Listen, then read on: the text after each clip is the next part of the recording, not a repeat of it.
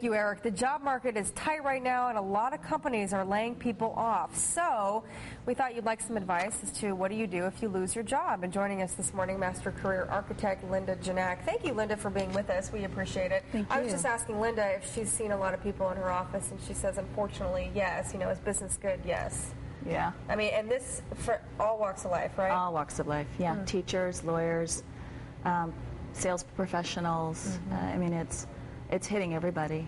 So how do you advise people who lose their jobs? What do you say? I mean, what's the first thing you say? Well, the first thing that you need to take into consideration is that it's a shock. Even if it's planned or unplanned, it's a shock to people. And so the first thing they need to do is really figure out how to cope with the news. And I always tell people, talk to somebody that is not emotionally tied to your life, like a spouse, because sometimes what happens is they can escalate the situation. So speaking to somebody, a third party, talking a little bit about how you feel, you know, what your next step should be, how do you deal with it.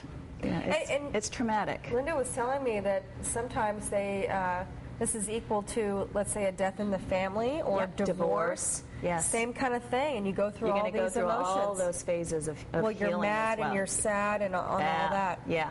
A lot of stages Feel of a grief little bit there. of betrayal. Okay, number 2, break the news.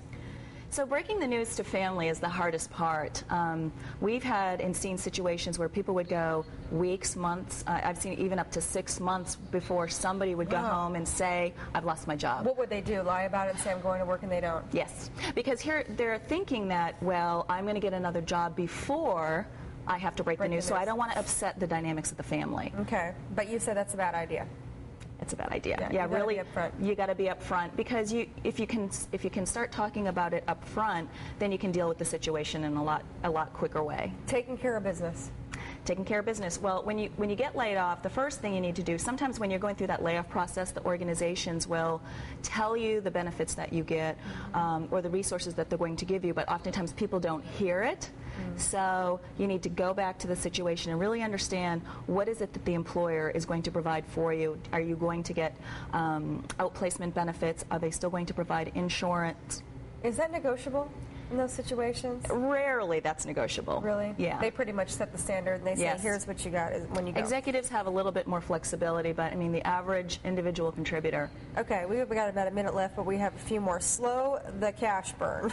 Slow the cash burn. That seems pretty obvious. That's pretty obvious. Yeah. I mean, if you can collect unemployment benefits, that's great. I always say speak to a financial advisor, and if you don't have one, get one, and speak to the creditors, because if you're one of those people who are out of time, 6 months has passed, you got to go. You got to go. Organize your job search, network. I mean, these are kind of things that I think you should be doing anyway.